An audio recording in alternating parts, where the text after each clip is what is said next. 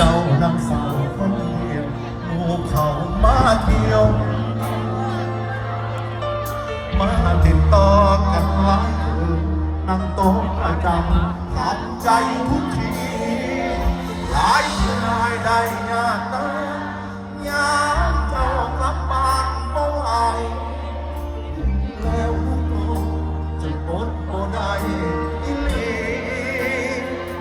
ให้คนมาหักให้เขามาหักแล้วบ่เปิดใจเจ้าจังมันหักออกได้